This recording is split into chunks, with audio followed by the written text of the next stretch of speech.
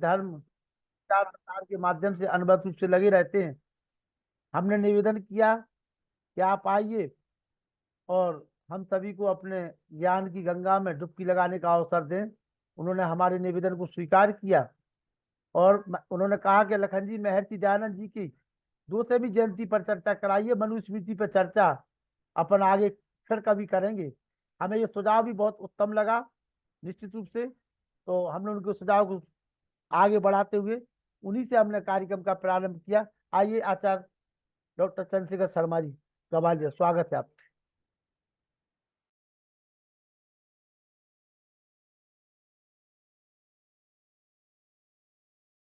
आवाज नहीं आ रही आचार्य जी? आचार्य जी आवाज नहीं आ रही आपकी, माइक बंद है। ओम भूर्भुवः स्वः तत्सवितुर्वरेण्यं भर्गो देवस्य धीमहि धियो यो नः प्रचोदयात् धियो यो नः प्रचोदयात्।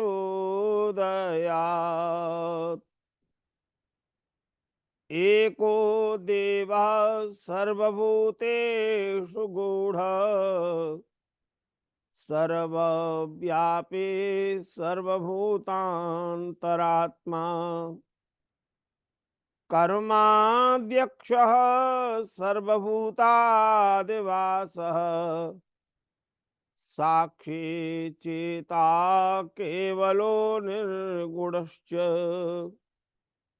साक्षी चेता केवलो निर्गुणश्च। कः पद्मिनीनां वततिग्मधीधति धर्मः परकः कविवाचिकस्थितः काकण्ठभूषाणयमाद्विभीतिकः स्वामी दयानंद सरस्वती यतिः स्वामी दयानंद सरस्वती यतिः दयामयानन्दनमूलशङ्करम् सरस्वतीशं निगमेन्दुसागरम् विभुं निराकारमयं जगत्सृजं भजामि मेधार्जनतो महागुरुं भजामि मेधार्जनतो महागुरुं।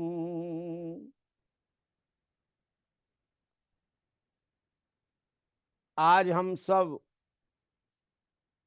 6 फरवरी 2024 को यूट्यूब के माध्यम से हम सबके बहुत ही प्रिय ऋषिवर देव दयानंद जी महाराज के परम भक्त वैदिक धर्म के परमोपासक वैदिक सिद्धांतों के परम प्रचारक ऋषिवर देव दयानंद के महान सेनानी वैदिक धर्म की ध्वजा देश देशांतर में गुंजायमान करने वाले, और मैं ये कहूं तो अतिशयोक्ति न होगी, यूट्यूब के माध्यम से भारतवर्ष में सर्वाधिक वेद प्रचार प्रसार की श्रृंखला का शुभारंभ करने वाले हमारे प्रिय लखनलाल जी, उनके सदगुरु पूज्य वानप्रस्थी पुरुषोत्तम जी और उसके कार्यक्रम में निरंतर सहभागिता देने वाले समस्त धार्मिक सज्जन वृंद, ऋषिवर देव दयानंद जी महाराज के प्रति अपने हृदय में अपार श्रद्धा भाव रखने वाली हमारे पूज्या मातृशक्ति देश के भिन्न भिन्न राज्यों से, उत्तर प्रदेश, मध्य प्रदेश, राजस्थान, दिल्ली, पंजाब, हरियाणा, गुजरात, महाराष्ट्र, भारत के कोने कोने से, और यदि मैं कहूं तो विदेश की धरती से भी ऋषिवर देव ध्यान जी महाराज के प्रति अपने हृदय में अपार श्रद्धा रखने वाले ऋषिवर के समस्त अनुयायियों को मैं श्रद्धा से नमन करता हूं। माताओं, सज्जनों, आने वाले 6 दिन बाद 12 फरवरी 2024 का दिन हमें देखने का एक महान मंगल अवसर प्राप्त होने जा रहा है। भारतवर्ष की ऋषि परंपरा की महान विभूति, सृष्टि के आदि ऋषियों अग्नि, वायु, आदित्य, अंगिरा और भारतीय ऋषि परंपराओं की गौरव गाथा को स्थापित करने वाले, वैदिक धर्म की ध्वजा पता को दिगंतर में गुंजायमान करने वाले और भारत के राष्ट्रीय स्वाभिमान, भारत के प्रथम स्वाधीनता संग्राम में क्रांतिवीरों को उपदेश करने वाले, भारत की एकता अखंडता के लिए आर्यजनों में उत्साह का संचार करने वाले और वेदों के माध्यम से मातृभूमि की वंदना करने वाले ऋषिवर देवदयाल जी महाराज की 200वीं जन्म जयंती का शुभारंभ हो रहा है। माताओं, सज्जनों, ऋषिवर देवदयाल जी महाराज की प्रथम शताब्दी जब मनाई गई टंकारा के अंतर्गत, और प्रथम शताब्दी का एक आयोजन हुआ था 1925 के अंदर मथुरा के अंदर, भगवान कृष्ण की जन्मस्थली। उस प्रथम शताब्दी का जो इतिहास वृत्त हमें पढ़ने को प्राप्त होता है, उसमें स्वामी श्रद्धानंद जी महाराज और उस समय की महान विभूतियां ऋषिवर देवदयाल जी महाराज को अपने हृदय में श्रद्धा सम्मान रखने वाले ऋषिवर देवदयाल जी महाराज की राजस्थान की उस पावन भूमि पर शाहपुराधीश महाराजा नाहर सिंह भी आए थे। उस प्रथम शताब्दी में ऋषिवर देवदयाल जी महाराज के प्रति हृदय में अपार श्रद्धा भाव रखने वाले जोधपुर के महाराणा राजा प्रताप सिंह का भी आगमन हुआ था, और इन सब महान विभूतियों ने ऋषिवर देवदयाल जी महाराज को प्रत्यक्ष देखा था, उनका शिष्यत्व प्राप्त किया था, उनके उपदेशामृत को श्रवण किया था। ऐसी महान विभूतियों ने, जिन्होंने ऋषि दयानंद जी महाराज के पद चिन्हों का अनुसरण करते हुए अपने जीवन को अलंकृत किया, अपने जीवन में चरित्र की स्थापना की, अपने जीवन में ऋषि दयानंद महाराज के प्रति अपार भक्ति भाव रखा। उन महान विभूतियों ने ऋषिवर को अपने श्रद्धा के भाव और उस समय के प्रथम शताब्दी समारोह में उन भावों को अभिव्यक्त किया था। मुझे ये कहते हुए गर्व हो रहा है, कभी प्रसंग आएगा तो मैं उसको सुनाऊंगा। ऋषिवर देवदयाल जी महाराज की जब प्रथम शताब्दी टंकारा में आयोजित हो रही थी, उस टंकारा में आयोजित होने वाली शताब्दी के अंतर्गत भी ऋषि दयानंद जी महाराज के एक बाल सखा जो 103 वर्ष की आयु के थे, मुस्लिम परिवार से आते थे, टंकारा में रहने वाले थे, उन्होंने ऋषि दयानंद जी महाराज के मूल शंकर के बचपन के साथ के अनेक संस्मरण उस प्रथम शताब्दी समारोह में सुनाए थे। ऋषि दयानंद जी महाराज की बहन प्रेमबाई के परिवार के एक वंशज पोपटलाल भी वहां आए थे, और वो कहा करते थे कि हमारे परिवार में ऋषि दयानंद की भगिनी प्रेमबाई जी ने जो संदेश सुनाया था मूल शंकर के उन संदेशों को उन्होंने सुनाया था। लेकिन भाई लखनलाल जी, आज 200वें वर्ष की शताब्दी आ रही है। ऋषि ध्यान के साक्षात दर्शन करने वाले उन महान दिव्य आत्माओं को तो आज हम नहीं देख पा रहे हैं। लेकिन हम सौभाग्यशाली हैं, हम में से प्रथम शताब्दी का दिग्दर्शन तो हमने नहीं किया, लेकिन हम सबका परम सौभाग्य आ गया है कि 12 फरवरी 2024 से ऋषि ध्यानी महाराज की द्वितीय जन्म शताब्दी, जब भारत की महामहिम राष्ट्रपति आदरणीय द्रौपदी मुर्मू जी समस्त भारतवर्ष की ओर से, भारत राष्ट्र की ओर से ऋषिवर देवज्ञानी महाराज को अपने श्रद्धा के भाव अर्पित करेंगी, तो वो क्षण हम सब के लिए कितना आनंददायक होगा, वर्णनातीत होगा। इसलिए मैंने भाई लखनलाल जी से कहा, मैंने ये संकल्प किया, पिछले लगभग 6 महीने से जितने मेरे व्याख्यान हुए, और उनमें मेरा एक ही लक्ष्य रहा कि वो सब व्याख्यान अधिकांश ऋषि ध्यान जी महाराज के जीवन से संबंधित होने चाहिए।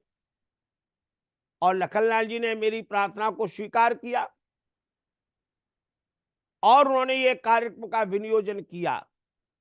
आज हमारा लक्ष्य है ऋषि ध्यान जी महाराज का संपूर्ण जीवन 1824 से लेकर 1883 तक, उसको 4 खंडों में हमने विभाजित किया है। आज हम ऋषि ध्यान जी महाराज के 1824 से लेकर 1846 तक, 1824 से लेके 1846 तक 22 वर्ष के जीवन काल का चिंतन मंथन और विचार करेंगे, उससे प्रेरणाएं प्राप्त करेंगे। और आने वाले 7 फरवरी को हम ऋषि ध्यान जी महाराज के 1847 से लेके 1863, 1847 से लेके 1863 तक महाराज के दिव्यतम जीवन की गाथा का श्रवण करेंगे। और आने वाले 8 फरवरी को हम सब श्रद्धा के साथ 1864 से लेके 1874 तक, 1864 से लेके 1874 तक महाराज के 10 वर्ष के गुरु ब्रजानंद जी के पास से पढ़ करके जब निकलते हैं, तो आने वाला ऋषि ध्यान जी महाराज का जीवन का 10 वर्ष का जो कार्य क्षेत्र है वो कितना व्यापक है, उस व्यापकता का हम चिंतन मंथन और विचार करेंगे, उससे प्रेरणाएं प्राप्त करेंगे। और आने वाले 9 फरवरी को ऋषिवर देवध्यान जी महाराज के 1875 से लेकर 1883 तक, 1875 से लेकर 1883 तक महाराज के जीवन का ये महानतम प्रेरणादायक कार्य है। इस अल्पकाल में ऋषि ध्यान जी महाराज ने कितना कार्य किया। यदि मैं कहना चाहूं कि ऋषि ध्यान जी महाराज का 1824 से लेकर 1874 तक का जीवन का एक पल्ले में रख दिया जाए, माताओं सज्जनों, और ऋषि ध्यान जी के समस्त कार्यों को 1875 से लेकर 1883 को एक पल्ले में रखा जाए, तो क्या ऋषि ध्यान जी महाराज क्रांति करते हैं, क्या ग्रंथ लिखते हैं, क्या रचनाएं करती हैं, कैसे आर्य समाजों की स्थापना करते हैं, और कहा मुंबई से लेकर के लाहौर तक और उत्तर प्रदेश से लेकर सारे राजस्थान, मध्य प्रदेश, हरियाणा, आज का जो पंजाब है, उसमें ये प्रांत ऐसे नहीं थे। चले जाइए लाहौर तक, झेलम नदी के किनारे, गंगा नदी के किनारे, यमुना नदी के किनारे, नर्मदा नदी के किनारे भारत की समस्त नदियों का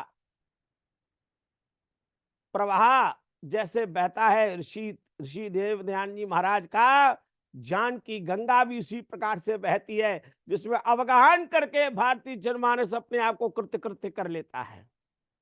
जैसे भारत में गंगा लोगों के लिए जीवन की वरदायिनी है, इसी प्रकार से ऋषिवर देवध्यान जी महाराज के वाणी से निसृत उपदेशामृत की जो पावन जाह्नवी है, उसमें स्नान करके अवगाहन करके भारतीय जनमानस अपना परम कल्याण करता है। आइए आज की कार्यक्रम का शुभारंभ करें। माताओं सज्जनों, जब हम किसी महापुरुष के जीवन पर चिंतन और मंथन करते हैं तो मैं ये कहना चाहूंगा, महापुरुषों की जब हम जीवन वृत्त का अध्ययन करते हैं तो उसमें दो प्रकार की स्थितियां हैं। एक महापुरुषों का जीवन कृष्ण पक्ष की तरह से है, जिनके जीवन के प्रारंभ में अज्ञान भी है, अविद्या भी है, अनेक प्रकार की दुर्बलताएं भी होती हैं, अनेक प्रकार के विपरीत भाव भी होते हैं, लेकिन कालांतर में उनका जीवन कृष्ण पक्ष से शुक्ल पक्ष में परिवर्तित हो जाता है। माता के उपदेश से, पिता के उपदेश से, सदगुरु के उपदेश से, सत्संग से, विद्या से जीवन में परिवर्तन आता है और वो परिवर्तन उनके जीवन को महानता की ओर ले जाता है। लेकिन हम भारतीय महापुरुषों के जीवन का अध्ययन करते हैं तो ऐसे महापुरुष भी आपको मिलेंगे जिनके जीवन का प्रारंभिक पक्ष कृष्ण पक्ष की तरह से था और कालांतर में उनके जीवन में शुक्ल पक्ष का उदय हो गया। लेकिन एक महापुरुष ऐसे भी हैं जिनका जीवन का प्रारंभ ही शुक्ल पक्ष से हुआ है, जिनके जीवन में प्रारंभ से ही शुक्ल पक्ष की दिव्यता है, जिनके जीवन के प्रारंभ में ही शुक्ल पक्ष की पवित्रता है, जिनके जीवन में के प्रारंभ में ही शुक्ल पक्ष की पावनता है। और ईश्वर देव ध्यान जी महाराज का जन्म भी शुक्ल पक्ष की तरह से है। जैसे शुक्ल पक्ष में चंद्रमा का प्रकाश बढ़ता चला जाता है, धीरे धीरे प्रतिपदा से अष्टमी तक आते आते चंद्रमा का प्रकाश नवमंडल में देदीप्यमान होने लगता है, पर एकादशी तक आते और अधिक चंद्रमा अपनी आभा के द्वारा नभमंडल को आभाषित करने लगता है। और जब जिस दिन पूर्णिमा आती है तो पूर्णिमा के चंद्रमा को हमारे यहाँ रजनीश कहा गया है, राकेश कहा गया है। ये जो राकेश है, और हमारे कार्यक्रम में हमारे नोएडा से जुड़े हुए राकेश जी भी हैं जो हमारे लखनलाल जी के परम सहायक हैं। उनसे भी पिछले समय नोएडा में मेरा एक कार्यक्रम में सम्मेलन हुआ था।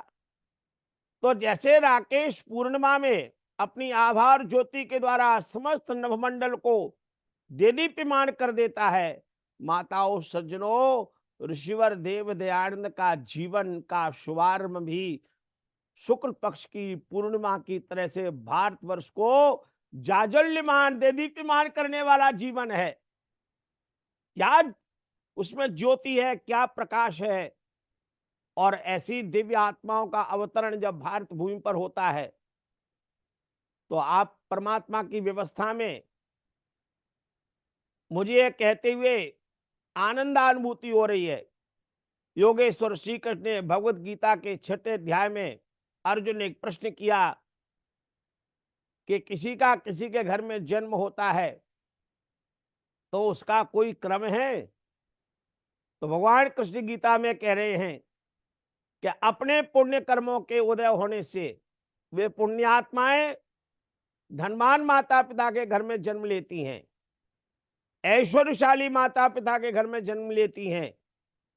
और एक बात कहते हैं, जब पुण्य का अतिशय हो जाता है तो योगी नाम के है योगी माता पिता के घर में जन्म होता है। और भगवान कृष्ण कह रहे हैं एतद जन्म दुर्लभ तरम लोके, हे अर्जुन संसार में ऐसा जन्म दुर्लभ है।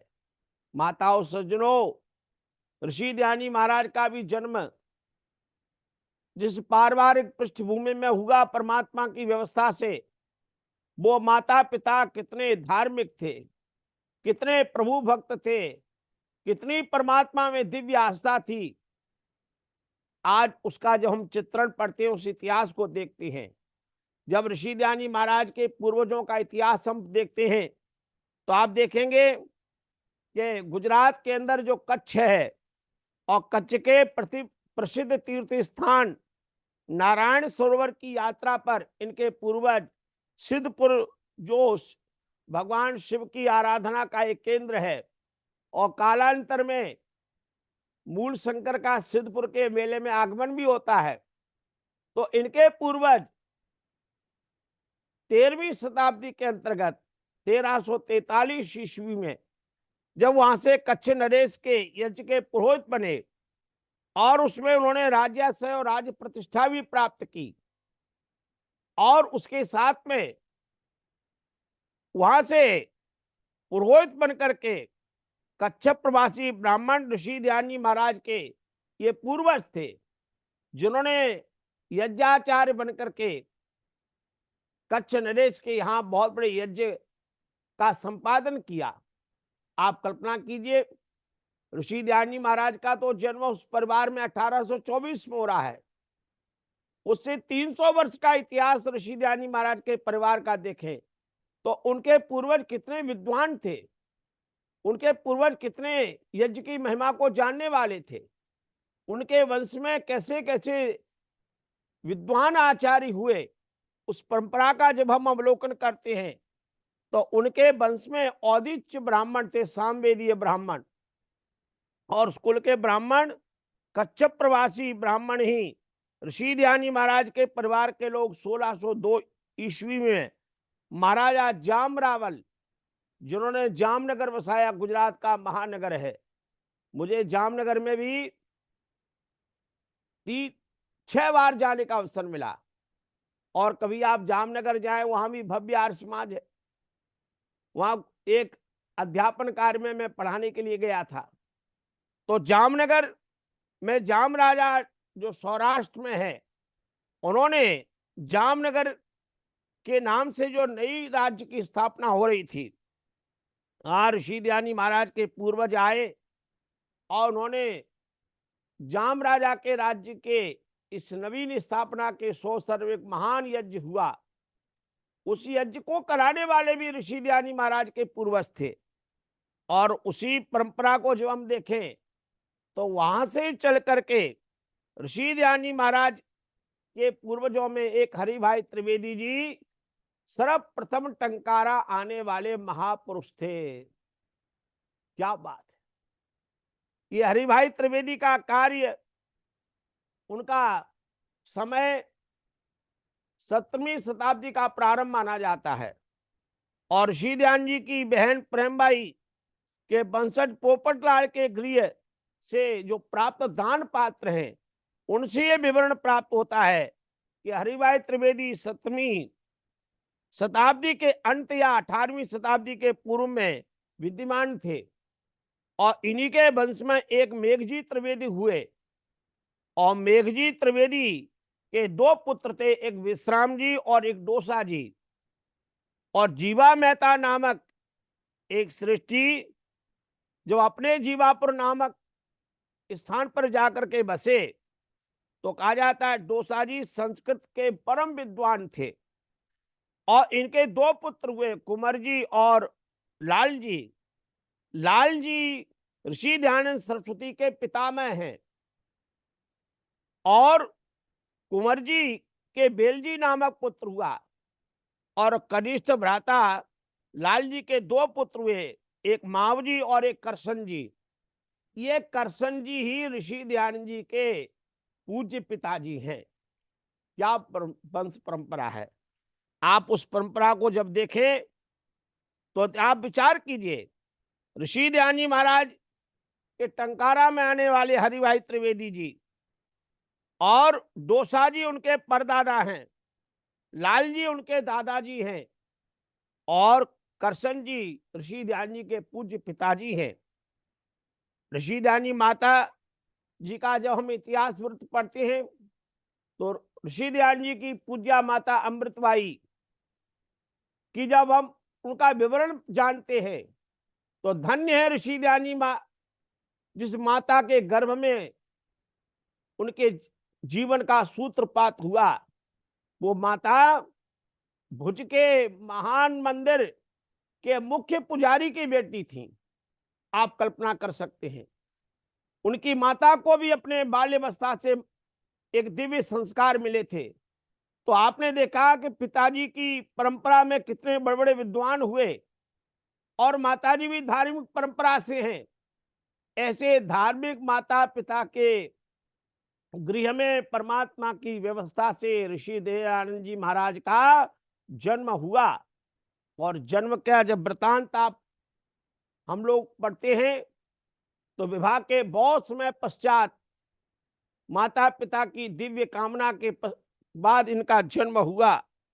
और जन्म के वृत्त में जब आप पढ़ते हैं 1824 में जन्म हुआ। जब नामकरण का संस्कार का समय आया तो कहा जाता है टंकारा में एक भव्य समारोह का आयोजन हुआ था। उसमें नाना नानी भी आए थे और मां की बड़ी भावना थी और वो विष्णु की उपासक थी, भगवान विष्णु की आराधना करती थी। और ये संयोग देखिए, ऋषि ध्यान जी की माता जी भगवान विष्णु की उपासक हैं और अभी ही अयोध्या में 22 जनवरी को भारत के यशस्वी कर्मयोगी प्रधानमंत्री श्री नरेंद्र मोदी जी ने भगवान मर्यादा पुरुषोत्तम श्री राम की प्राण प्रतिष्ठा का कार्यक्रम आयोजित किया। आप संयोग देखिए, अभी मैं आपको आगे व्याख्यान में सुनाऊंगा जब प्रकरण आएगा लखनलाल जी।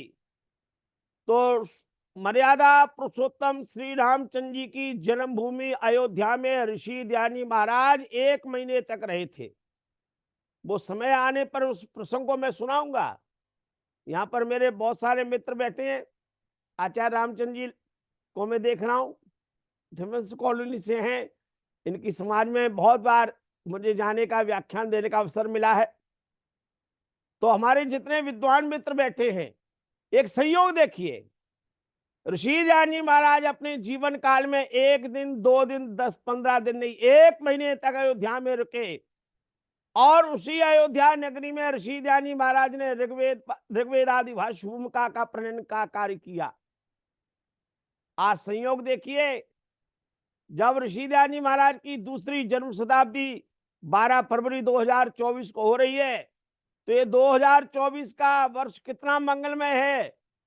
500 वर्ष का इतिहास मर्यादा पुरुषोत्तम श्री राम की महान यश गाथा 22 जनवरी को हुई। और 22 जनवरी से आप 12 फरवरी तक आ जाइए, ये 20 दिन की यात्रा है। एक अयोध्या में भगवान श्री राम की यशगाथा, उनका पुण्य प्रताप करोड़ों करोड़ों भारतीयों के लिए आस्था, श्रद्धा, विश्वास का प्रतीक है। और 12 फरवरी को टंकारा में भी लाखों ऋषि भक्तों का मेला जब आयोजित होगा तो एक गौरवमय इतिहास टंकारा में आयोजित होने लगेगा। कल्पना कर सकते हैं आप, ऋषि ध्यानी महाराज की जब निर्माण शताब्दी अजमेर में मनाई गई तो उसमें 4 वेदों का वेद पाठ हुआ था। उसमें ऋग्वेद का वेद पाठ करने वाले जो ब्रह्मचारियों की टीम थी, उसमें मैं भी था। और उस समय मैं अजमेर में 1 महीने रहा था। उसमें भारत की तत्कालीन प्रधानमंत्री श्रीमती इंदिरा गांधी जी का आगमन हुआ था। और तब लोग कहते थे कि अजमेर में जितनी जनसंख्या नहीं है जितना आर्यों का मेला लगा है। आज गुजरात की धरती पर भी मेला लगने वाला है और गुजरात की धरती पर भी गौरव गान होने वाला है। इसलिए आइए हम आज 6 फरवरी से ही अपने मन के संकल्प के साथ जग जाएं।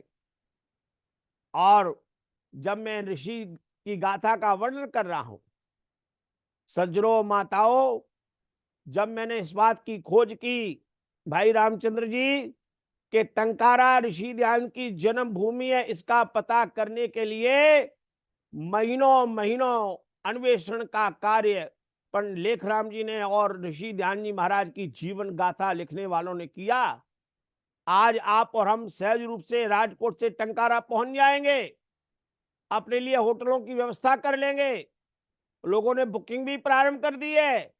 लेकिन कल्पना कीजिए, पंडित लेखराम जी जब पेशावर से चल करके ऋषि ध्यान जी महाराज के जन्म के अजमेर में दर्शन करने आए थे और ऋषि ध्यान जी महाराज की 1883 में निर्माण के पश्चात 1888 में 1888 में पंजाब सभा ने जब लेखराम जी का को नियुक्त किया ऋषि दयानी महाराज के जीवन चरित्र का अनुसंधान करने के लिए, तो 1888 से लेकर 1892 तक 4 वर्ष तक भारत में भ्रमण करते करते ऋषि ध्यानी महाराज के जीवन चरित्र के अनुसंधान का कार्य किया।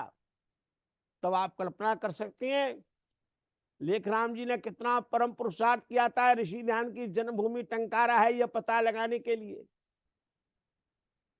आप उस विषय की आप चिंतन कर सकते हैं, कितना लोगों ने पुरुषार्थ किया। धन्य है देवेंद्र नाथ मुखोपाध्याय ऋषि ध्यान जी महाराज की जीवन चरित्र को लिखने वाले। स्वामी सत्यानंद जी महाराज ने जिस प्रांजल भाषा में ऋषि ध्यान जी महाराज का जीवन चरित्र लिखा है, मैं अपने व्याख्यान के क्रम में एक दिन आपको ऋषि ध्यान जी महाराज के जीवन चरित्र लिखने वाले जितने बड़े बड़े विद्वान आचार्य हुए उनकी सारी वंशावली सुनाऊंगा। कब कब किसने ऋषि ध्यान जी महाराज का जीवन चरित्र लिखा, कौन कौन वे महान दिव्य आत्माएं जिन्होंने अपने जीवन को तपा करके ऋषि ध्यान जी महाराज के जीवन चरित्र को आपके हमारे सामने प्रस्तुत किया, जिसको आज हम पढ़ करके अपने आप को गौरवान्वित करते हैं। माताओं सज्जनों, हमारे विद्वान आचार्यगण, मैं आपसे निवेदन कर रहा हूं, ऋषि ध्यान जी महाराज का जब नामकरण संस्कार का समय आया, नाना नानी भी उपस्थित हैं, तो मां की भावना है कि मेरा बेटा भगवान विष्णु के आधार पर नाम रखा जाए। पिताजी शंकर जी के परम भक्त हैं और उनके पूज्य पिताजी ने टंकारा में शंकर भगवान का मंदिर भी बनवाया था, पौराणिक आस्था थी। और मुझे अपने जीवन काल में 3 बार टंकारा जाने का अवसर मिला। जब मैं पहली बार गया तो वो कुबेरनाथ का मंदिर देखा जो ऋषि ध्यान जी के पिताजी ने बनवाया था। कालांतर में ऋषि ध्यान की बहन प्रेमबाई को उस मंदिर में पूजा करने का अवसर प्राप्त हुआ। उनके पूर्वज उस मंदिर में पूजा करते रहे। जब मैं पहली बार उस मंदिर में गया तो मैंने एक गायत्री की माला बैठ करके जप किया कि ये धन्य है वो स्थान जहां ऋषि ध्यान जी महाराज ने प्रथम बार यहाँ एक दिव्यत्व प्राप्त किया था, एक नया बोध प्राप्त हुआ था। इसलिए माता की भावना से और पिता की शंकर की भावना से एक बच्चे का नाम हुआ मूल शंकर। क्या बात है, उसमें मूल विष्णु का पर्याय है, शंकर भगवान शंकर की दिव्यता का भाव है, इसलिए बच्चे का नाम हुआ मूल शंकर। और वास्तव में यथार्थ नाम जैसा उनको माता पिता के परम कृपा से, माता पिता की परम प्रसाद से मूल शंकर नाम मिला। माताओं सज्जनों, मूल शंकर ने अपने नाम को सार्थक कर दिया।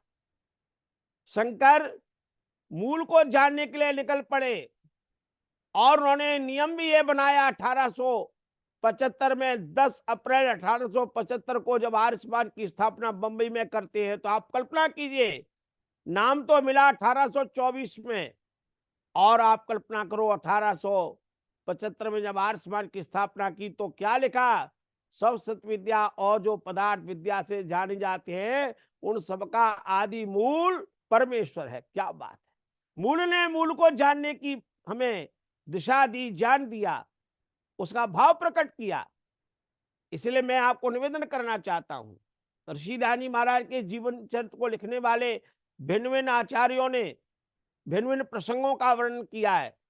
1829 में उनके अक्षर विद्या के लिए कार्य हुआ, उनका यज्ञोपवी संस्कार हुआ, और ये कहा जाता है कि इतने धन धान्य से संपन्न थे उनके पूज्य पिताजी, और कि उनको सोने की 3 धागों वाला यज्ञोपवीत तैयार कराया गया था। ऐसा एक लेखनी में लेखक ने अपने भावों को व्यक्त किया है। अब पिताजी की बड़ी संपन्नता है, इतने दिव्यतम आभूषण पहनाए गए, स्त्री संपन्न परिवार है, ऐश्वर्यशाली परिवार है, और ऐसे ऐश्वर्यशाली परिवार में एक ऐश्वर्यवान बालक का जन्म हो रहा है।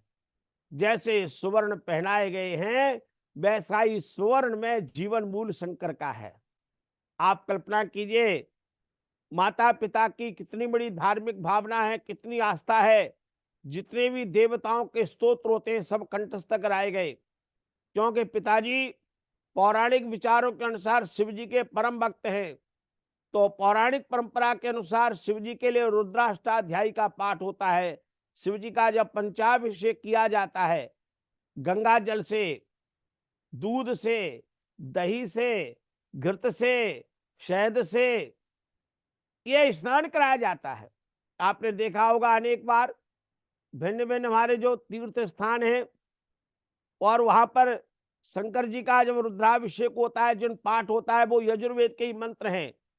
हमारे पौराणिक भाई उन्हीं मंत्रों के द्वारा शिव जी की अर्चना करते हैं। पूज्य पिताजी ने अपने प्रिय बालक मूल शंकर को वो रुद्राष्टाध्यायी यजुर्वेद के वो सारे मंत्र याद करा दिए। एक दिन मेरे मन में विचार आया, ऋषिदानी महाराज ने संध्या की जो पुस्तक लिखी वो तो गुरु ब्रजानी जी से पढ़ने के बाद लिखी, लेकिन संध्या के अंदर जो अंतिम मंत्र महाराज ने विनियोग किया, ओम नमः शंभवाय च मयो भवाय च नमः शंकराय च मयस्कराय च नमः शिवाय च शिवतराय च। ये जो शिव की स्तुति है, यहाँ 6 भाव हैं। वो शिव कैसा है और उस मंत्र की व्याख्या का समय नहीं है। इसमें जिन 6 भावों को प्रकटीकरण किया गया, ऋषि ध्यान जी के मानसिक चेतना में ये भाव निहित रहा कि मैं सच्चे शिव को जानूं, और वो सच्चे शिव को जानने की जो लालसा थी, वो पिताजी ने जो रुद्राष्टाध्याय याद कराई थी, हमारे पौराणिक भाई यजुर्वेद के उन्हीं मंत्रों के द्वारा रुद्राष्टाध्याय में, जब कभी आप पुस्तक को देखिए, मैंने गीता प्रेस गोरखपुर से भी वो सब पुस्तकें अपने पास अपनी लाइब्रेरी में संकलित की हैं। मेरे पास यहाँ रुद्राष्टाध्याय रखी है, आप उसके मंत्रों को कभी निकाल के देखिए, सारे भगवान शिव की स्तुति है। अब ये अंतर यह है कि ऋषि ध्यान जी महाराज उस शिव को निराकार रूप में स्वीकार करते हैं, हमारे पौराणिक भाई शिव जी का एक पौराणिक स्वरूप स्थापित करते हैं। लेकिन आप विचार करो, पिताजी की जो भावना थी, उस भावना के अनुरूप अपने प्रिय पुत्र में धार्मिक भावना, धार्मिक संस्कार, धार्मिक शिक्षा का प्रबंध किया। आप और हम कल्पना करें, अब विचार कीजिए, हम अपने से प्रश्न करें जरा।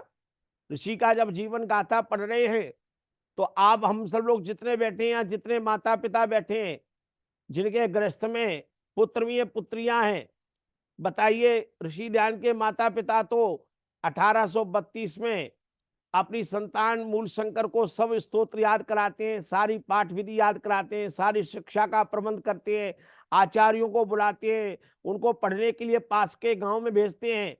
आप में से, हम में से बताइए कितने ऐसे माता पिता हैं जिन्होंने अपनी संतान को पूरी संध्या याद करा दी हो। इतने कितने माता पिता हैं जिन्होंने अपनी संतान को पूरा स्वस्ति वाचन याद कराया हो। हम में से कितने माता पिता ऐसे जिन्होंने पूरा शांतिकरणम याद कराया हो। हम में से कितने माता पिता ने जिन्होंने अपनी संतान को पूरा यज्ञ याद कराया हो। और कितने माता पिता हैं जिन्होंने उनको वेद कंठस्थ कराए हो। धन्य है ऋषि ध्यान के माता पिता, पौराणिक होते हुए भी अपने बालक मूल शंकर को सब चीजें कंठस्थ कराई, प्रारंभ से ही वो संस्कार दिए। तो आज तो 2024 है, वो कालखंड तो 1830 और 1832 का है, जब उस कालखंड में वो कृष्ण तिवारी, मां अमृतबाई इतना दिव्य प्रेरणाएं दे सकती हैं अपनी संतान को, तो आपको और हमको तो कितनी देनी चाहिए। और मैं ये बात कहना हूं, हमारे भाई रामचंद्र जी बैठे हैं, दिल्ली के बड़ी समाज के धर्माचार्य हैं, और मैं भी दिल्ली में 30 वर्ष रहा हूं। भाई लखनलाल जी, आज तक कभी किसी व्यक्ति ने मुझे इस काम के लिए नहीं बुलाया, और मुझे नहीं लगता अन्य किसी विद्वान को बुलाया हो कि आचार्य जी आप हमारे घर आइए, हमारी संतान को संध्या सिखा दीजिए, हमारी संतान को स्वस्ति वाचन सिखा दीजिए, हमारी संतान को शांतिकरणम सिखा दीजिए, हमें यज्ञ करने का शुद्ध उच्चारण सिखा दीजिए। हवन करने लोग तो बुलाएंगे, शुद्ध उच्चारण के लिए नहीं बुलाएंगे। मैं जब बंबई में रहा 2003-4 में, तो मैंने देखा बम्बई में आचार्य डॉक्टर सोमदेव जी, मेरा व्याख्यान हुआ सांता क्रूज में।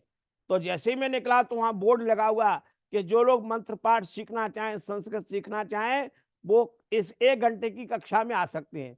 मुझे बड़ा आनंद हुआ, ओहो क्या बात है, बम्बई में सांता क्रूज आर्य समाज में संस्कृत सिखाएंगे, मंत्रोच्चारण सिखाएंगे। आज आर्य समाज में जितने लोग हैं वो गायत्री मंत्र को भूर भुवा स्वा नहीं पढ़ते। अब एक दोष है, भूर भवा सवा, स्वा का पूरा सा कर देंगे सवा।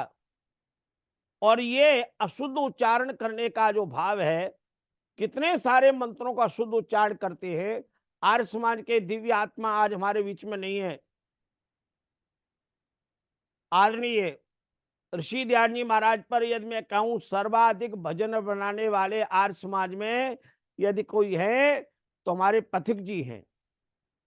पथिक जी जब पिछले संसार से जाने से पहले मुझे गोरखपुर गौतम नगर में मेरी अंतिम भेंट हुई, तो मैंने पथिक जी से पूछा आपने सबसे ज्यादा भजन किसमें बनाए पथिक जी? तो उनकी आंखों में आंसू झलक गए, कह लेंगे आचार्य जी सबसे ज्यादा भजन मैंने ऋषि ध्यान पे बनाए। क्या बात। और उन्होंने बड़ी पीड़ा से कहा कि आज ऋषि ध्यान के कम से कम हमें आर्यसमान की परंपरा में 100 मंत्र हैं, कम से कम 100 मंत्र तो हम शुद्ध उच्चारण करें, उन 100 मंत्रों का तो पाठ ठीक कर लें। यहां भी अभी जितने लोग बैठे, मेरी प्रार्थना है हाथ जोड़ करके कि आप कम से कम ऋषि को अपना गुरु मानते हैं, ऋषि परंपरा में आपकी श्रद्धा और विश्वास है, तो आप जिस नगर में रहते हैं वहां के जो विद्वान हैं, आचार्य हैं, धर्माचार्य हैं, पुरोहित हैं, उनको बुलाइए अपने घर और कहिए आचार्य जी हमें शुद्ध उच्चारण सिखा दीजिए, उन मंत्रों का भाव सिखा दीजिए, तो देखो मंगल हो जाएगा। फिर आप कह सकते हैं कि अब ऋषि ध्यान के हम परम सेनानी, परम अनुयायी हैं। आगे हम चले, ऋषि ध्यानी महाराज की जीवन गाथा में उनके परिवार की प्रसंगों को जब हम देखते हैं तो स्वामी ध्यान जी का मूल शंकर जो प्रथम संतान, उनसे छोटी बहन उनकी, उनका नाम था रत्नबाई। उसके बाद उनके एक भाई थे, तीसरे नंबर पे उनका नाम था बल्लभ, और चौथे नंबर पे एक बहन हुई, उनका नाम था प्रेमबाई, और 5वें नंबर पे एक भाई हुए, उनका नाम था नवल शंकर। माताओं सज्जनों, पूज्य पिता करशन तिवारी, माता अमृतबाई की ये 5 संतानें हुई। इसमें 3 पुत्र और 2 पुत्रियां। आप कल्पना कर सकते हैं इस धार्मिक माता पिता पर अपने विवाह के बहुत समय के पश्चात जो पहली संतान हुई मूलशंकर, वो कितनी प्यारी थी, कितना माता पिता का प्रेम था, कितना अपार प्रेम भाव था। लेकिन मूलशंकर की 1838 में जो शिवरात्रि की घटना हुई, उस शिवरात्रि की घटना का प्रसंग आपने बहुत बार सुना है। मैं उस प्रसंग को अभी विस्तार से नहीं कहना चाहता, उस घटना की पुनरावृत्ति नहीं करूंगा, लेकिन उससे एक प्रेरणा आपको देना चाहता हूं। मूल शंकर ने रात्रि में ही उस मूर्ति पर जो मूषक का आगमन हुआ और उसने जितना भी प्रसाद था सब खा लिया। मूल शंकर के मानसिक चेतना में एक भाव जागृत हुआ, ये सच्चा शिव का स्वरूप कैसा है, मुझे सत्य शिव की खोज करनी चाहिए। अंतर मन में एक जिज्ञासा जागृत हुई और रात्रि में ही व्रत भंग करके घर आ गए और घर आकर के भोजन भी कर लिया। पिताजी को जब यह पता लगा कि मूल शंकर ने रात्रि में व्रत भंग कर दिया है और घर आकर के भोजन कर लिया है, मूल शंकर जानते थे पिताजी का क्रोध का आवेश है। इसलिए स्वामी जी महाराज ने अपने स्वयं एक व्याख्यान जो ऋषि ध्यानी महाराज ने पुणे प्रवचन के अंतर्गत दिया, जब आर्य समाज की स्थापना अप्रैल में जब बंबई में हुई तो अगस्त में ऋषि ध्यान का आगमन हुआ, उस समय उन्होंने उस व्याख्यान में एक बात कही थी कि मैं जब घर आ गया, व्रत तोड़ दिया, तो मैं जानता था मैं पिताजी के सामने नहीं पड़ा और माताजी ने मुझे छिपा लिया और पिताजी का सारा क्रोध माताजी ने ही सहन किया।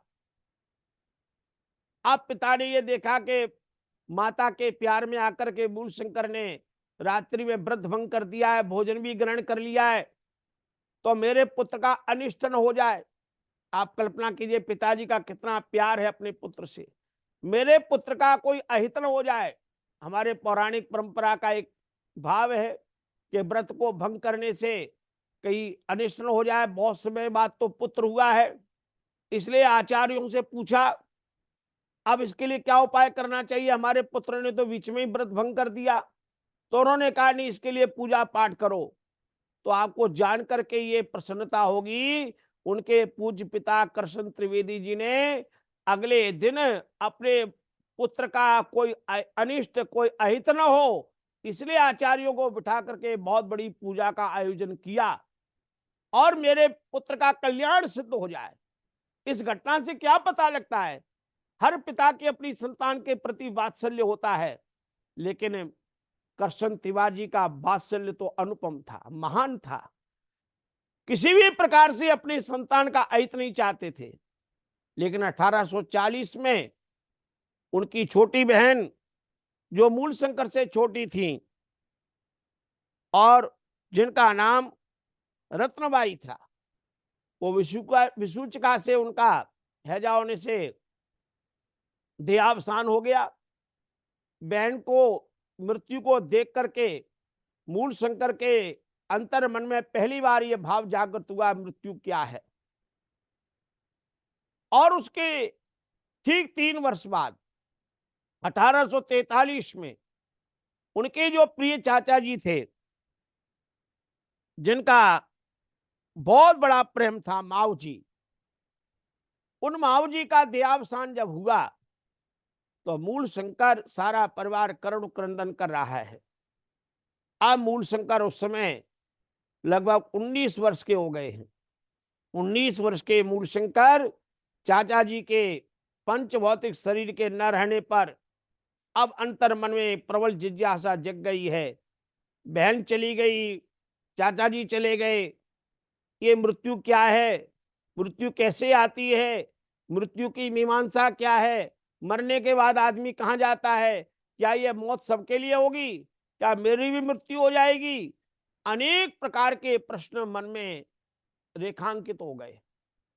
और माताओं सज्जनों, आप ऋषि दयानी महाराज का 1843 से 1846 में घर छोड़ने से 3 वर्ष का जीवन वृत्त पढ़ें तो 3 वर्ष के जीवन वृत्त में आप ये देखेंगे, उसमें योगेश्वर श्री कृष्ण जी ने मथुरा छोड़ करके नए राज्य की स्थापना जो द्वारिका में की थी, और द्वारिका में एक नया मंदिर स्थापित हुआ।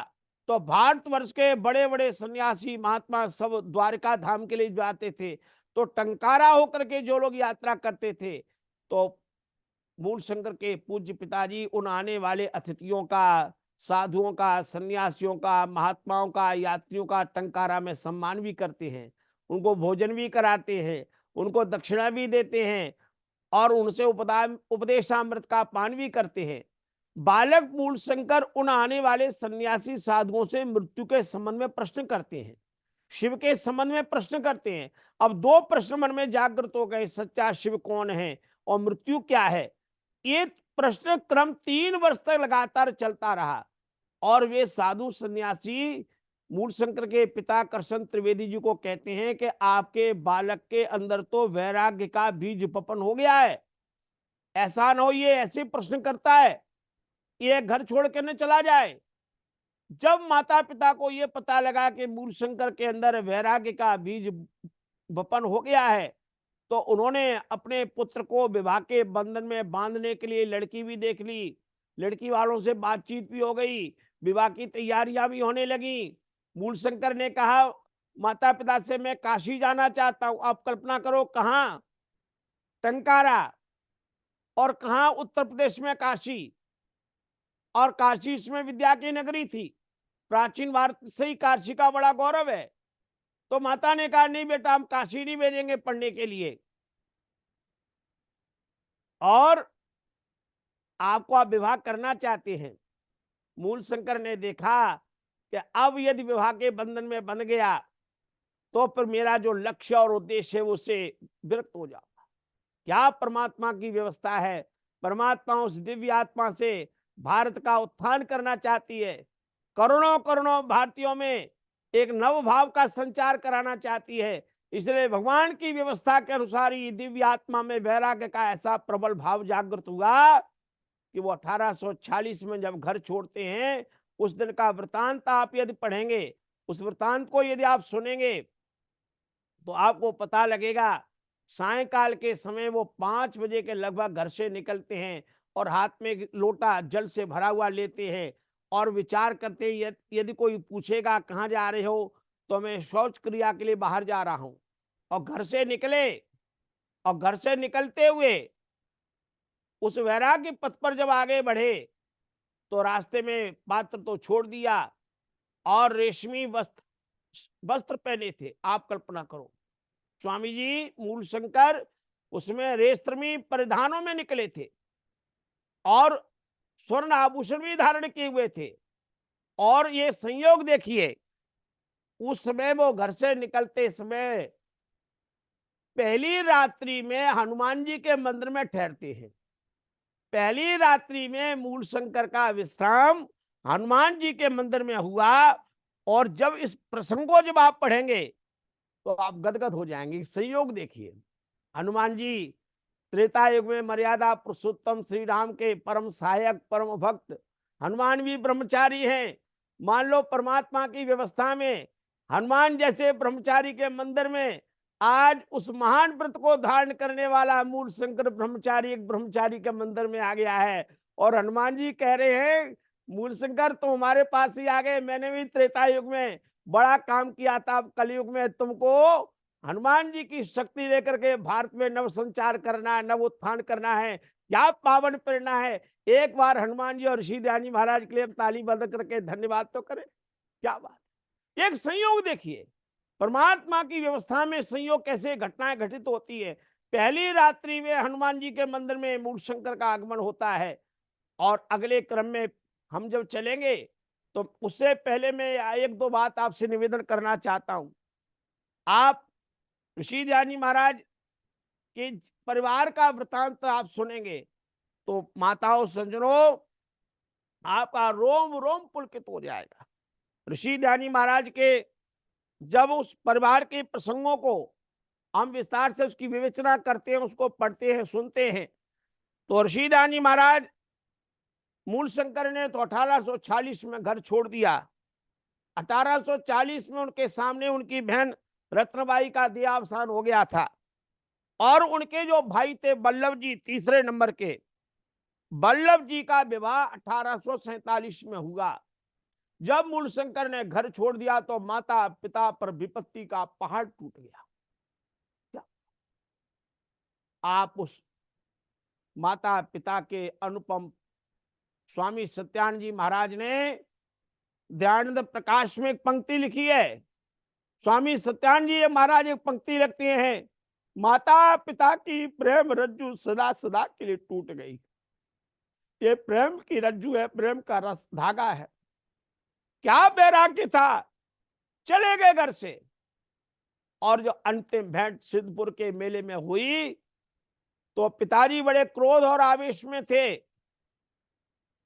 पिताजी ने दंड कमंडलू के रूप में अपने पुत्र को सन्यासियों के बीच में बैठा हुआ देखा, तो क्रोध में आकर के एक बात कही, मूल शंकर तुमने हमारे कुल को कलंकित कर दिया। लेकिन पिताजी नहीं जानते थे कि तुमने क्रोध में तो ये वाक्य कह दिया। अरे पिताजी, आज आपकी आत्मा देख रही होगी, 1824 में भाई लखनलाल जी टंकारा में और भी बच्चे पैदा हुए होंगे। लेकिन आप कल्पना करो, आने वाले 10, 11 और 12 फरवरी को टंकारा में जो कार्यक्रम होने जा रहा है, तो टंकारा की जितनी जनसंख्या है उससे 1000 गुना जनसंख्या वहां पहुंचेगी। तो टंकारा वाले भी धन्य धन्य हो जाएंगे। क्या ऋषि ध्यानी महाराज का स्थान आने वाला है, कल्पना करो। उस पुत्र ने महिमा मंडित कर दिया, आज टंकारा विश्व में विख्यात हो गया।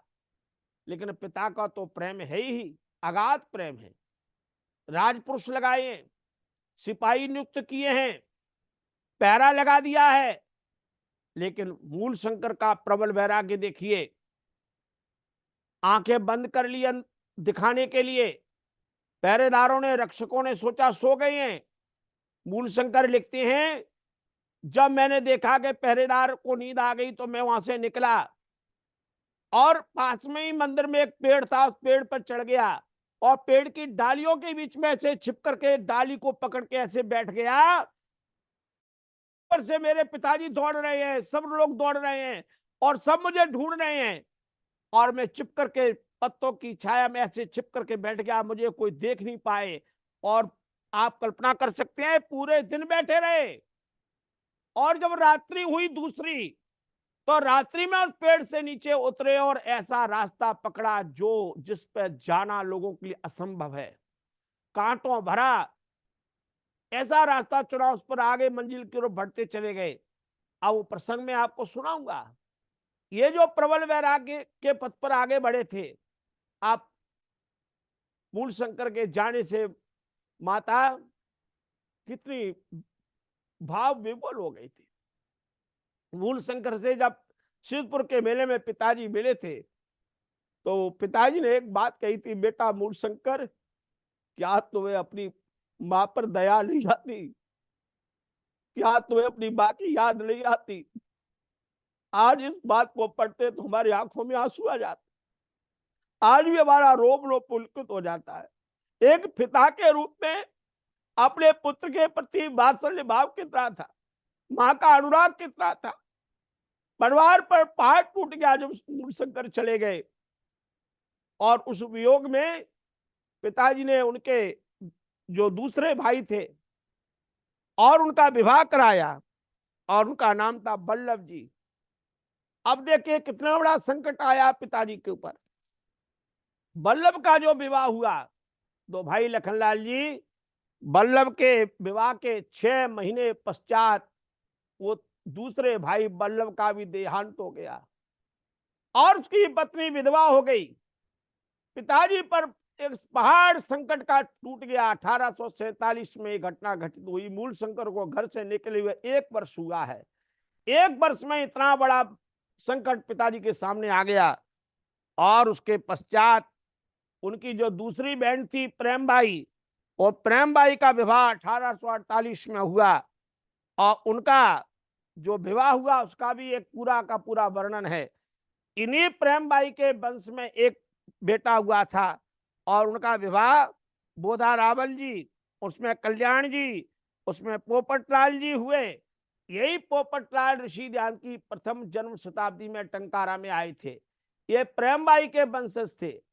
और ऋषि ध्यान जी के जो तीसरे भाई थे नवल शंकर, और नवल शंकर का भी कहा जाता है कि देहावसान हो गया। अब केवल प्रेमबाई बेटी बची पिताजी के सामने।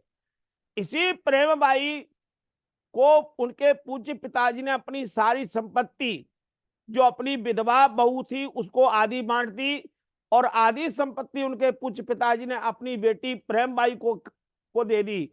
और प्रेमबाई के परिवार के लोगों को ही, जो उनके पिताजी ने टंकारा में शिव जी का मंदिर बनाया था कुबेरनाथ, उसकी पूजा करने का अधिकार इन्हीं प्रेमबाई के परिवार के लोगों को मिला। ऐसा हमें इतिहास वृत्त पढ़ने को प्राप्त होता है। माताओं सज्जनों, आज करशन तिवारी जी के 3 पुत्र, एक पुत्र तो वैराग्य पथ का अनुगामी बन गया, 2 पुत्र संसार से चले गए, एक ही बेटी बची है। लेकिन धन्य है उन माता पिता का त्याग, उन माता पिता की भावना। और जब उनके माता पिता का भी देहावसान का मैं व्रत पढ़ता हूं, तो गुरु ब्रजान जी के पास आने से पूर्व ही संसार से उनके माता पिता भी चले गए थे। अब इस व्रत को मैं आपसे निवेदन करना चाहता हूं।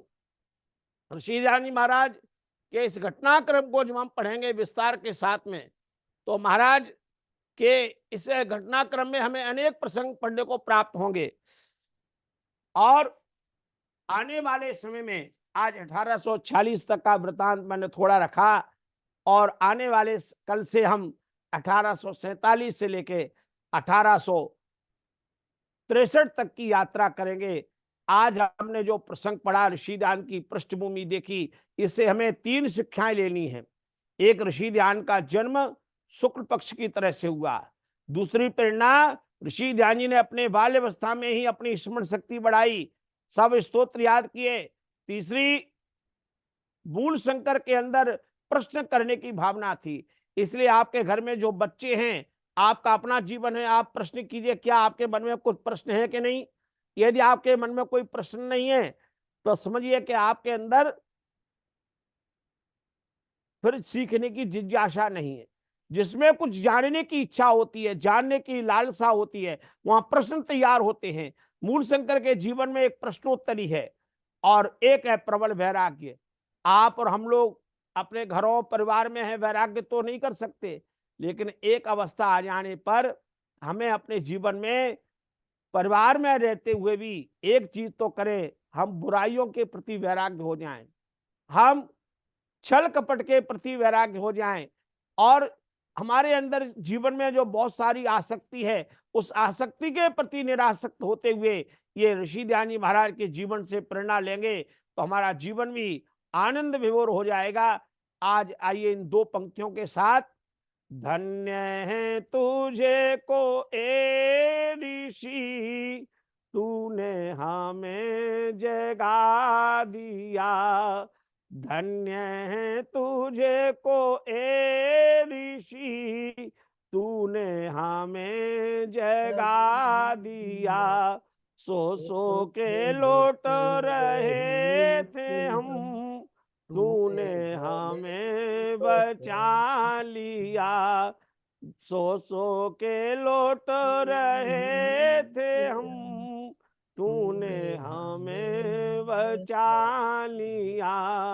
बोलो ऋषिवर देव ध्यान जी महाराज की की जय। जय। बहुत ही सुंदर और मार्मिक व्याख्यान आचार्य चंद्रशेखर शर्मा जी, ग्वालियर गुरुकुल यज्ञ तीर्थ एटा के स्नातक आचार्य संजीव रूप जी, आचार्य संजीव रूप जी, आचार्य संजीव रूप जी, आचार्य संजीव रूप जी, मेरी आवाज सुन रहे हैं? चलिए, रामचंद्र शास्त्री जी ग्वालियर से हमारे आचार्य संजीव रूप जी, आइए हमारे आज के सारस्वत अतिथि आचार्य नमस्ते जी। संजीव रूप जी गुदनी। आचार्य संजीव रूप जी, माइक खोलिए, माइक खोलिए, माइक खोलिए, टच करिए, माइक खुल जाएगा, टच करिए। आइए जी जी जी, स्वागत है और 10 मिनट का समय नमस्ते आपके जी। पास है। बहुत अच्छा उपदेश हुआ है। जी, मुझे कुछ कहना है क्या? जी 10 मिनट का समय है आपके पास जी। आप सबका हृदय से बहुत अभिनंदन है। महर्षि दयानंद सरस्वती महाराज का जीवन वृतांत सुनते जा रहे थे और ऐसा जीवंत प्रस्तुतिकरण था कि मन बहुत प्रफुल्लित हो रहा था। कई क्षण भी आए। महर्षि दयानंद का जीवन है ही ऐसा। मर्यादा पुरुषोत्तम श्री राम के बारे में बाबा तुलसीदास ने एक पंक्ति लिखी थी कि श्री राम तुम्हारा चरित स्वयं एक काव्य है, कोई कवि बन जाए सहज संभाव्य है। तो मैं कहूंगा कि महर्षि दयानंद तुम्हारा चरित्र स्वयं एक काव्य है, कोई कवि बन जाए सहज संभाव्य है। महर्षि दयानंद पर जितनी कविताएं लिखी गई, जितने गीत लिखे गए, मैंने स्वयं महर्षि दयानंद पर 100 से अधिक काव्य लिखे। तो आप सोच सकते होंगे कि निरंतर कुछ ना कुछ ऋषि को जानने का भाव रहता है, चाव रहता है मन में। महर्षि दयानंद को पारसमणि पत्थर भी कहा गया है। सच है, जिसने ऋषि को छुआ है वो तो निश्चित रूप से कुंदन बना है। उनका अनमोल ग्रंथ सत्यार्थ प्रकाश विश्व की लाइब्रेरी का सबसे श्रेष्ठ अगर कोई ग्रंथ हो सकता है तो वो सत्यार्थ प्रकाश है, जिसको छू करके न जाने कितने पाषाण मूर्तिमान हो गए। मेरे अपने महाशय रूप किशोर बाबा जो थे, मेरे पितामह, मैं उन्हीं का वृतांत आपको सुनाता हूँ। ये हमारा जो गांव है पैतृक, ये एक छोटे से हाईवे पर स्थित है। इसमें शाहबाद, बिलसी, कचला, सोरों, कासगंज तक ये हमारा मार्ग जाता है। तो सोरों में महर्षि दयानंद सरस्वती महाराज का उन दिनों आगमन पहले हुआ था। उन्होंने पाठशाला की स्थापना की थी और बहुत बाद तक वहां कासगंज और सोरों में कार्यक्रम फिर होते रहते थे। तो 1800 लगभग महर्षि दयानंद की मृत्यु के पश्चात, निर्माण के पश्चात, ये घटना कोई 1908 या 10 के आसपास की रही होगी। और उन्होंने वहां से कुछ लोग चले और चल करके वो हमारे यहाँ गुदनी में रुके। एक पीपल का वृक्ष था मार्ग पर ही, तो वहां वो ठहरे। उन्होंने कुछ उपदेश आदि किया साधु सन्यासियों ने, आर्य समाज के। तो उन्होंने कहा भाई इस गांव में सबसे कोई समृद्ध व्यक्ति कौन है? तो उन्होंने कहा यहाँ के एक पटवारी हैं, बहुत अच्छे विद्वान व्यक्ति हैं, उनके पास आप जाइए। तो इनको वहां पर लाया गया और हमारे बाबा श्री ने अपने दालान पर उनको ठहराया और फिर उनको बहुत ज्ञान की बातें बताई और एक सत्यार प्रकाश पढ़ने को दिया। उर्दू फारसी के बड़े अच्छे विद्वान थे। तो सत्यार प्रकाश जब उन्होंने पढ़ा तो उसको पढ़ने के बाद वो जो उनके अंदर जितने दोष थे, वो जो बुराइयां थी, वो उसी रात्रि में छट गई और उन्होंने कहा कि मैं आर्य समाजी होना चाहता हूँ। और फिर वहीं पर यज्ञ कुंड की स्थापना हुई और इस तरह से एक दो बार के समागम के पश्चात वहां आर्य समाज की विधिवत स्थापना 1915 में मेरे बाबा महाशय रूप किशोर आर्य जी ने की, 18 अगस्त 1915 को। और इस तरह से हमारे परिवार में फिर हमारी बुआ जी स्वनाम धन्य आचार्य सतीश चंद्र शास्त्री जी आर्य समाज के मूर्धन विद्वान थे, जिन्होंने गुरुकुल की स्थापना की थी बरेली के पास। तो वहां उन्होंने उनको, हमारे वो फूफा जी हुए, उनका विवाह किया गुणकर्म स्वभाव मिला करके। और मेरे ताऊ जी, फिर दूसरे ताऊ जी, फिर तीसरे चाचा जी, ये सब लोगों को गुरुकुल में पढ़ाया। स्वामी दर्शनानंद जी ने जो बदायूं में गुरुकुल स्थापित किया था सूर्य कुंड में, उसी में हमारे सभी ताऊ चाचा सबकी शिक्षा दीक्षा वहीं हुई। और इस तरह से सब उपदेशक हुए। मेरे पिताजी बहुत अच्छे उपदेशक थे, बहुत अच्छे कवि थे, बहुत अच्छे गायक थे। तो ये सारे गुण वहां से मिले। और आज हम लगभग 226 सदस्य हैं अपने इस महास्वरूप किशोर आर्य के परिवार में। तो ये सब लगभग 90% आर्य समाज से जुड़े हैं। सबके घरों में कहीं ना कहीं यज्ञ होता है। तो ये सब महर्षि दयानंद की बड़ी कृपा। जो सत्यार्थ प्रकाश ना मिला होता तो हम सब लोग शायद ऐसे ना हुए होते। तो मैं चाहता हूं कि आज के इस वृतांत को सुनकर के एक संकल्प सभी लोग लें कि एक पृष्ठ सत्यार्थ प्रकाश का रोज पढ़ा करें। सत्यार्थ प्रकाश को गुरुदत्त विद्यार्थी ने कितनी बार पढ़ा? आप देखो, वो स्वयं लिखते हैं कि मैंने गिनती की बात अगर करूं तो 16-17 बार मैंने इसको पढ़ा, 18 बार पढ़ा, लेकिन जब भी पढ़ता हूं तब भी इसमें मुझे कुछ नया मिलता है। गुरुदत्त विद्यार्थी के बारे में कहा जाता है उनकी स्मृति इतनी तीव्र थी कि जो एक बार पढ़ लेते थे उसे दोबारा उन्हें पढ़ने की आवश्यकता नहीं पड़ती थी। डीएवी की स्थापना के लिए वो मारे मारे फिरते थे, दान चंदा वगैरह के लिए जगह जगह। तो उनको समय नहीं मिला था कि वो एमएससी की तैयारी पूरी कर सके। पूरे साल ऐसे बीत गया। अब परीक्षा कल होने वाली है, एक दिन केवल रह गया था। अब बस वो एक दिन में ही पढ़ते चले गए और 100 में से 100 नंबर आए। तो इतना प्रगल्भ व्यक्ति वो ये कहता है कि मैंने सत्यार्थ प्रकाश को कई बार पढ़ा और फिर भी मुझे उसमें हर बार नया मिलता है। तो हम और आप समझ सकते होंगे कि महर्षि दयानंद क्या वस्तु थे, क्या व्यक्तित्व था उनका।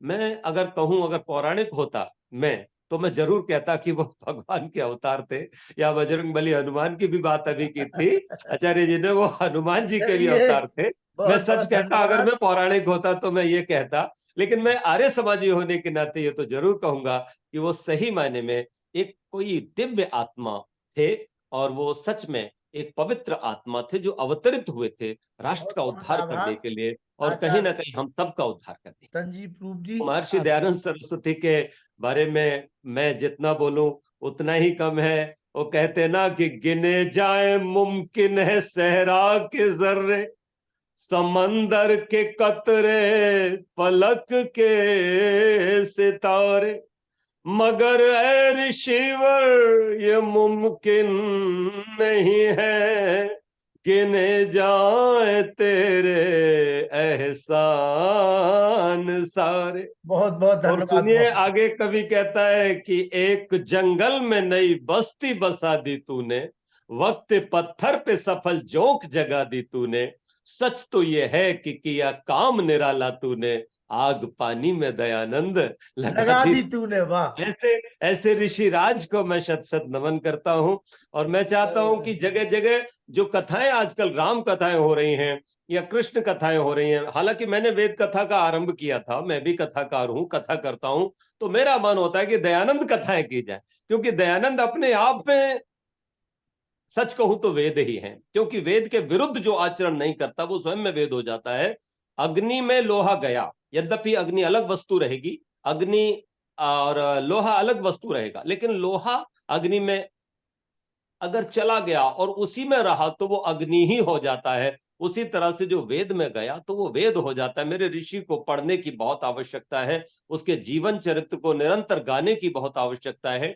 ये सरल भी है, ये सहज भी है। तो आओ हम और आप सब मिलकर के ऋषि के स्वप्नों को साकार करने के लिए जो 10 नियम बनाए, पंच महायज्ञों की जो हमें एक कसौटी दी है, एक पूरा मार्ग दिया है अष्टांग योग का, उस पर हम चलें। दोनों समय संध्या, दोनों समय यज्ञ, हम ना करेंगे तो कौन करेगा। और कल की बात को कह करके वाणी को भ्रमित करता हूं, मनुस्मृति को महर्षि दयानंद बहुत हृदय से मानते थे। भगवान मनु के वो कहीं ना कहीं पुजारी थे। मैं निवेदन करूंगा कि उन्होंने मनु जी महाराज के बताए बहुत सारे जो श्लोक हैं, उनका अपने सत्यार्थ प्रकाश में आप सब जानते ही हैं, पढ़े हैं, वो उल्लेख पूरे तरह से किया है। तो गुण कर्म स्वभाव मिलाकर है ना विवाह करने का जो उनका एक संदेश है, आइए हम उसको चरितार्थ करें। और विवाह गोधूली बेला में ही होना चाहिए। एक बड़ी बुराई आ गई है समाज में कि रात्रि में विवाह हो रहे हैं। मेरे महर्षि दयानंद इसके विरोध में थे और हमारे ऋषि लोग इसके विरोध में थे। आर्य समाज को बहुत काम करना भी बाकी है। कहीं ना कहीं हमारे साथ पौराणिक संत भी जुड़ रहे हैं इस काम को कराने में। तो हम लोग कुछ इस तरीके का व्यवहारिक धरातल पर भी करें कि अपनी बेटों की शादी बहुत अच्छे ढंग से अनेक विद्वानों को धन्यवाद बुला आचार्य करके संजीव करें गुरु और जी, दिन बहुत बहुत बहुत बहुत आभार धन्यवाद। आपका। बहुत बहुत आप सबका लखनलाल धन्यवाद जी, लखनलाल जी, एक जी। बहन जी आ गई है, सुशीला बहन जी, जी तो जी, ये सुशीला बहुत बहन अच्छा जी, गाती हैं, एक बिल्कुल भजन सुशीला करा बहन दीजिए जी को इनको। मैं समय दे रहा हूँ। रामचंद्र शास्त्री जी, रामचंद्र शास्त्री जी, अगर मेरी आवाज सुन रहे हो, रामचंद्र शास्त्री जी, एक मिनट आ जाइए, हंसता हुआ हाँ नूरानी चेहरा, आइए। हाँ जी हाँ। नमस्ते जी, नमस्ते जी, नमस्ते जी, रामचंद्र जी नमस्ते जी। मेरे परम मित्र हैं, ग्वालियर भी आए थे, मेरे नमस्ते घर भी जी। आए परिवार सहित। जी, मेरी मेरी आवाज आपको आ रही है? यारी आपकी आवाज आ रही थी। मैं आदरणीय हमारे श्री लखनलाल आर्य जी के लिए धन्यवाद देता हूं कि बहुत ही उत्तम आपने आयोजन किया है। ऋषियों के या महापुरुषों के जीवन हमारे लिए एक लाइट का काम करते हैं। जैसे लाइट के पिलर्स होते हैं, वो हमें रास्ता दिखाते हैं। ऋषिवत दयान जी महाराज इस 19वीं शताब्दी के ऐसे ही महापुरुष रहे जिन्होंने जितना रास्ता दिखाया वेदों के अनुसार। आज इस बात की आवश्यकता है हम सब के लिए कि हम और आप सब आत्म अवलोकन करें कि हमें एक कैसी विरासत मिली है कि जिस विरासत को सारी दुनिया नमन करती है। लेकिन बात यह है कि बड़े चाव से सुन रहा था जमाना, हम ही सो गए दास्ता कहते कहते। सही बात है।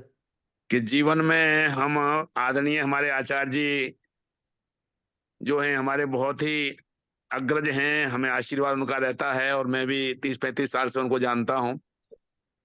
लेकिन ये अच्छी बातें बार बार रिपीट की जाएं, बार बार सुनाई जाएं तो निश्चित रूप से समाज में एक बहुत अच्छा संदेश जाता है। आज हम आर्यों के ऊपर बहुत बड़ा ये भार है कि हम ज्यादा से ज्यादा अपने जीवन को भी ऋषि के मार्गदर्शन से के अनुसार बनाने का प्रयत्न करें, जिससे आने वाले व्यक्ति हमसे संबंधित हों और वो हमारे से कुछ सीखें और हमारी बात को ध्यान से सुने।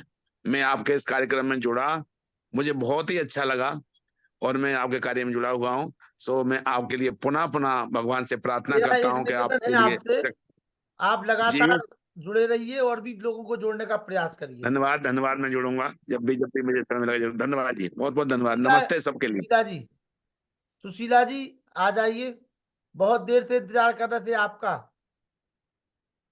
माइक खोल लीजिए सुशीला जी, माइक को टच करिए। हो गया? हाँ खुल गया। हाँ। ओम विश्वानि देव शवित दुरितानि पराशुव यद्भद्रं तन्नयाशुव। दयानंद ऋषिराज ने किए अमित उपकार, रच सत्यार्थ प्रकाश को दूर किया अंधकार। आर्यों के तुम हो प्राण ऋषि, दयानंद तुम्हारा क्या कहना। आर्यों के तुम हो प्राण ऋषि, दयानंद तुम्हारा क्या कहना। तेरी भक्ति का क्या कहना, ईश्वर शक्ति का क्या कहना। वेदों का किया प्रचार ऋषि, दयानंद तुम्हारा क्या कहना। आर्यों के तुम हो प्राण ऋषि, दयानंद तुम्हारा क्या कहना। कन्या गुरुकुल भी कुलवाए, विधवा विवाह भी करवाए। नारी का किया सम्मान ऋषि, दयानंद तुम्हारा क्या कहना। आर्यों के तुम हो प्राण ऋषि, दयानंद तुम्हारा क्या कहना। ईंटें पत्थर खाए तुमने, पर भेद नहीं लाए मन में। करुणा के हो भंडार ऋषि, दयानंद तुम्हारा क्या कहना। आर्यों के तुम हो प्राण ऋषि, दयानंद तुम्हारा क्या कहना। विपरीत परिस्थिति थी जग में, तुमने वेदों की बात कही। बिछड़ों को गले लगाया ऋषि, दयानंद तुम्हारा क्या कहना। सत्यार्थ प्रकाश रचाया ऋषि, दयानंद तुम्हारा क्या कहना। काशी को जाए हिलाया ऋषि, दयानंद तुम्हारा क्या कहना। आर्यों के तुम हो प्राण ऋषि, दयानंद तुम्हारा क्या कहना। जगन्नाथ ने जहर दिया, ऋषिवर ने उसको माफ किया। पैसों की थैली दी हाथों, दयानंद तुम्हारा क्या कहना। आर्यों के तुम हो प्राण ऋषि, दयानंद तुम्हारा क्या कहना। पाखंड मिटाया थे जग से, पाखंड का पर्दा पास किया। पाखंड मिटाया था जग से, पाखंड का पर्दा पास किया। बिछड़ों को गले लगाया ऋषि, दयानंद तुम्हारा क्या कहना।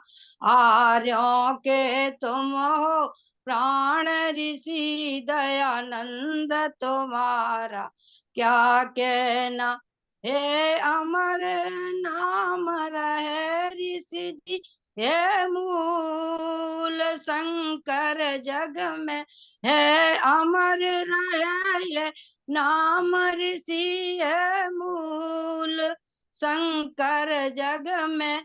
भारत आजाद कराने में ऋषि दयानंद तुम्हारा क्या कहना। भारत आजाद कराने में ऋषि दयानंद तुम्हारा क्या कहना। आर्यों के तुम हो प्राण ऋषि दयानंद तुम्हारा क्या कहना। तेरी भक्ति का क्या कहना। ईश्वर शक्ति का क्या कहना।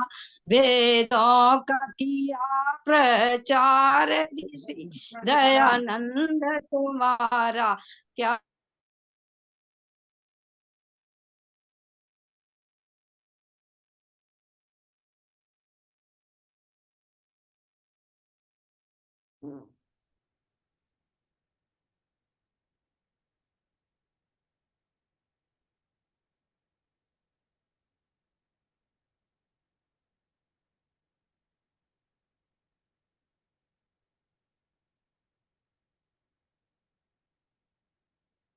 हमारे कालराज साहब भी जयपुर से जुड़े हैं, बहुत अच्छा, नमस्ते कर रहा हूँ। व्यासचंद्र और विजय, शास्त्री जी जी जी, कहाँ है? ट्रेन आवाज में, घर पे है?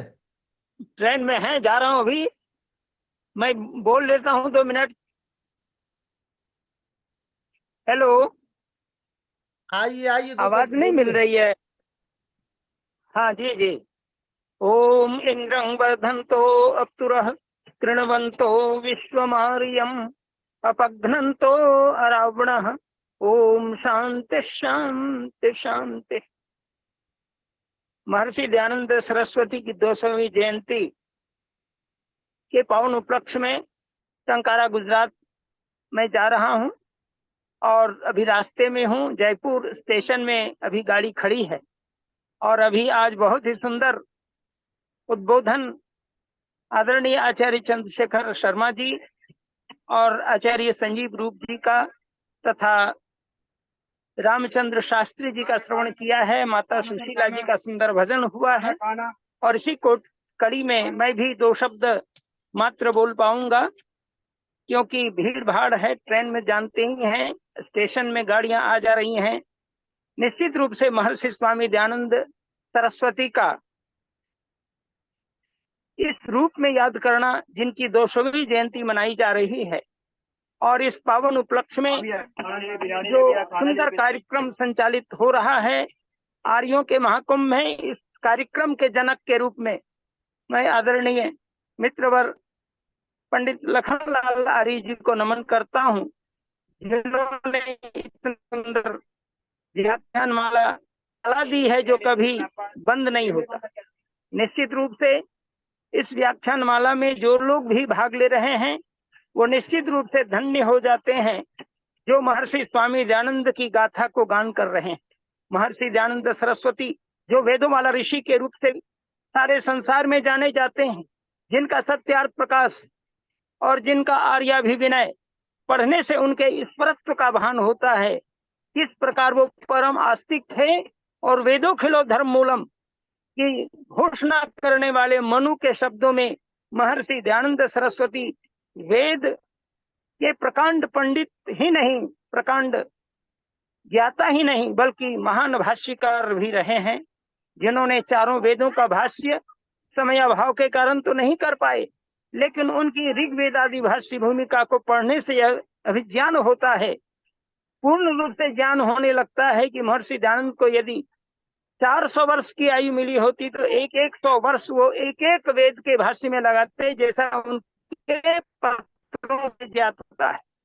निश्चित रूप से महर्षि स्वामी दयानंद का एक वाक्य, एक शब्द ग्रहणीय है, और ऐसे महान ऋषि को नमन करते हुए मैं अपनी वाणी को विराम देना चाहता हूँ कि महर्षि दयानंद सरस्वती दया के आनंद में, उन्होंने दया करने में ही आनंद की प्राप्ति की, और उनकी सारस्वत प्रतिभा सरस्वती के रूप में हम सबों को अवगाहन करने का अवसर प्रदान। निश्चित रूप से महर्षि दयानंद सरस्वती का दिव्य आविर्भाव इस आर्यावर्त को प्राप्त है, और गुजरात की टंकारा की वह धरा धन्य है जिसमें हम सब आज और साथ ही साथ 10, 11, 12 फरवरी को एकत्रित हो रहे हैं।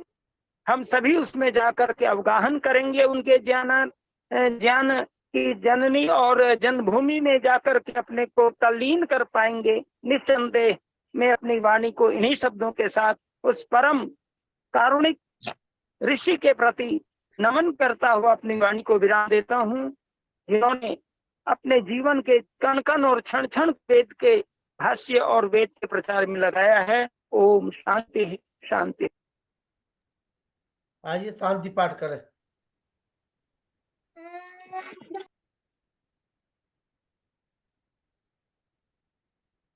ओम द्यौः शान्तिरन्तरिक्षं शान्तिः पृथिवी शान्तिरापः शान्तिरौषधयः शान्तिः वनस्पतयः शान्तिर्विश्वे देवाः शान्तिर्ब्रह्म शान्तिः सर्वं शान्तिः शान्तिरेव शान्तिः सामा शान्तिरेधि।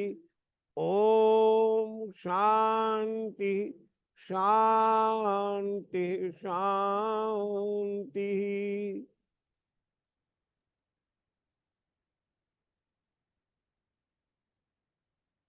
जो बोले सो अभय। वैदिक धर्म की जय। गुरुवर व्रजानंद की जय। जय हो। श्री स्वामी दयानंद सरस्वती की जय। यहाँ ऋषि ध्यान जी के प्रति अपार श्रद्धा रखने वाले समस्त भक्तों की जय जय हो। हो।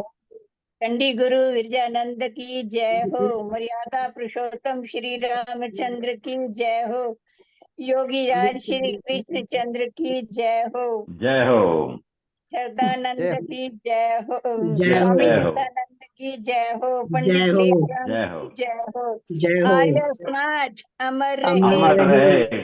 ज्योति जलती रहे। जलती और रहे। झंडा रहेगी। ऊंचा ऊंचा रहे। रहे। ऊंचा रहेगा।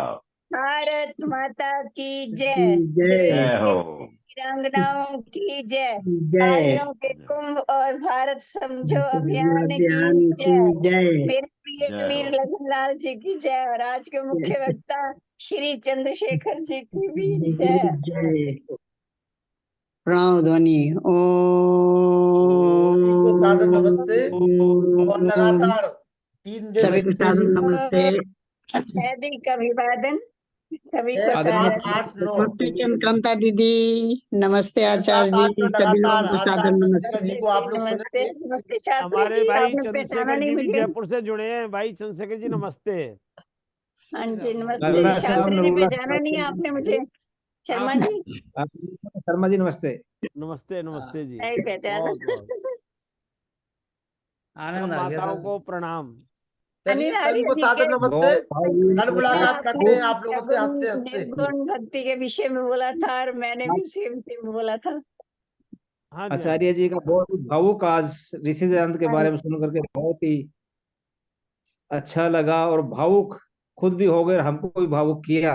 अभी 3 दिन और और त्योहार में लगातार सुनेंगे आप चंद्रशेखर शर्मा जी को सभी लोग।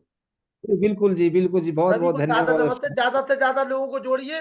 देखिए ऋषि जी दयानंद का इतना अच्छा जीवन चरित्र एक साथ आपको सुनने को मिल रहा है, तो ज्यादा से ज्यादा लोगों को लाइए कल भी आदमी 10 आदमी को सुनाएंगे जी। कल मैं चलिए सुनाऊंगा 10 आदमी। धन्यवाद। शुभ रात्रि सभी को। नमस्ते। शुभ रात्रि।